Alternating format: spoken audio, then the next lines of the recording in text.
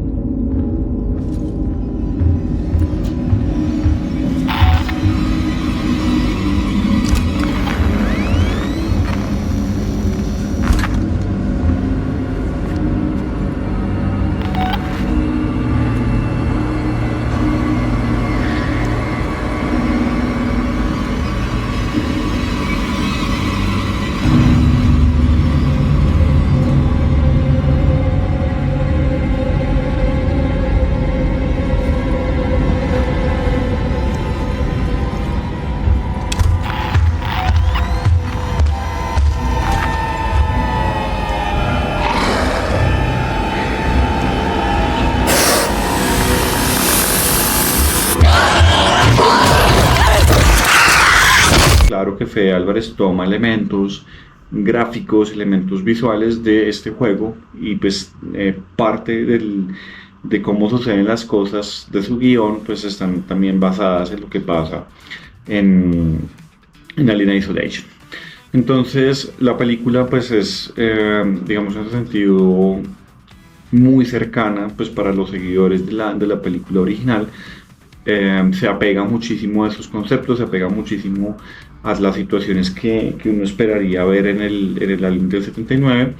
pero tiene unos elementos que conectan con las precuelas de Ridley Scott y otros elementos que conectan directamente con Aliens, tratando como de amalgamar todas las cosas, como de responder muchas preguntas. Pues en esta altura ya todo el mundo debe saber que en Alien Romulus se retoma el concepto del líquido negro, también lo llaman el Black Goo, que es este patógeno que permite esa evolución acelerada y que justifica pues muchas de las cosas que suceden en las películas de Alien, en particular la evolución muy acelerada del xenomorfo de Big Chap, que de hecho acá lo tenemos, que tenemos al Big Chap original de la película 79. Esa es la figura de NECA. Y eso es lo que permite pues esta evolución acelerada del xenomorfo y todas estas criaturas que aparecen en el universo Alien y que están relacionadas con el xenomorfo. Entonces pues se integran esos elementos, se recuperan esas ideas, se justifican. En esta película se explica que el Black Goo o una variante del Black Goo se extraía directamente de los facehugers. Eso es interesante y también se muestra un poco como los efectos, bueno, de hecho no es que se muestra un poco, se muestra explícitamente con el The Offspring, que es la criatura que aparece como resultado de que uno de los personajes de la película pues entra en contacto con este patógeno de forma voluntaria. Entonces, pues esa parte es bastante interesante. También los elementos de terror se disuelven alrededor del segundo acto, ya transicionando al tercer acto, porque ya aparecen muchos más xenomorfos, o sea, ya no son solo xenomorfo persiguiendo a la tripulación y generando este ambiente tenso, lúgubre y como de supervivencia extrema, que es lo que caracteriza al Alien original del 79. Esa pérdida del terror y esa transmutación a la acción, puedes conectar un poco, está muy bien hecho, pero pues naturalmente lo que es como para mí el elemento fundamental o lo funcional de las películas de Alien, las que son realmente exitosas, las que realmente funcionan, la primera particularmente, es esa sensación de agobio ante lo desconocido, ante esa criatura que pues no se entiende bien sus orígenes, no se entiende también cuál es el objetivo de esa criatura, por qué está ahí. Finalmente parece como un animal, como un depredador, una criatura que está simplemente con el objetivo de exterminar a la tripulación, pero pues hay unos orígenes, hay algunas cuestiones que quedan abiertas en el evento del 79 y que después de casi más de 30 años de secuelas, de material y demás, dentro de la línea de películas, dentro de lo que cuentan las películas, nunca se han resuelto de una forma orgánica y satisfactoria. ¿Por qué digo esto? Porque pues la explicación que da Ridley Scott en las precuelas no funcionó, y sobre todo en Alien Covenant es donde se disuelve completamente. Digamos que Prometeo empezó bien, construyó algunas ideas interesantes, pero ese concepto del Space Jockey, que pues es realmente una construcción también de Giger, y todo el misterio que gira entre el Space Jockey se resuelve de una forma un poco abrupta con las ideas creacionistas que plantea Ridley Scott con respecto a los ingenieros. Hay gente que teoriza que realmente los ingenieros son producto del Space Jockey, entonces hay como una cadena de creadores, por decirlo ahí, pero digamos que todos esos teorías o todos ese lore que aparece adicional, pues para mí siempre ha sido algo completamente satisfactorio, porque las películas deberían ser autoconclusivas y completamente coherentes, es decir, las películas no deberían necesitar de material adicional, porque el usuario casual, la persona que va de forma casual a ver una película de estas o sigue las películas, pues no necesariamente va a ir a consumir todo el material de cómics, libros, etcétera, que se crea, y eso genera un poco de desconexión. Es decir, particularmente en mí no funciona que uno tenga que recurrir a otros materiales, porque pues termina siendo parte simplemente de ese ejercicio de merchandising que gira en torno a las películas. Entonces, sí, efectivamente, la solución que plantea Ridley Scott con los ingenieros es un poco artificial, finalmente. Digamos que Prometeo como película funciona bien, pero las explicaciones y esos cabos sueltos que quedan, todo este tema del diácono, del deacon, que es esta criatura que resulta de la infestación del ingeniero con esta especie de proto-facehugger que sale en la película, pues realmente queda suelto, nunca se resuelve eso de forma oficial. Hay un poco de teorías con cómics en que esa criatura se vuelve una montaña, etcétera, pero de nuevo, pues dentro del concepto de las películas uno entiende que simplemente no funcionó, esa idea no funcionó, no genera el suficiente interés, la reclutación no fue lo suficientemente buena, entonces hagamos algo más cerca de alguien y eso es lo que se hace con Covenant. ¿Sí? Entonces, digamos que también sucede un poco con Romulus, que se peca tampoco de responder esas preguntas y generar esa respuesta que lleva más de 30 años esperándose y es poder conectar la película original con alguna precuela que nos explique qué es lo que pasa, de dónde vienen los aliens originalmente, eh, esa nave que está ahí, porque está fosilizada, porque naturalmente cronológicamente no cuadran todas estas ventanas de tiempo entre, entre Prometheus y el Alien del 79, como para que se pueda explicar la fosilización del Space Jockey y la presencia de de los Space Jockeys en el EV429. Entonces, pues digamos que en ese punto sigue quedando esa sensación de que se está tratando de construir más películas y alimentar más esa sed por esta criatura, que sigue siendo muy llamativa, me encanta, pero que queda esa sensación de insatisfacción un poco a que no se hayan respondido preguntas que pues realmente llevamos mucho tiempo esperando que se respondan y también mantener un poco la esencia del terror de Alien. Naturalmente a estas alturas y después de todas las décadas que han pasado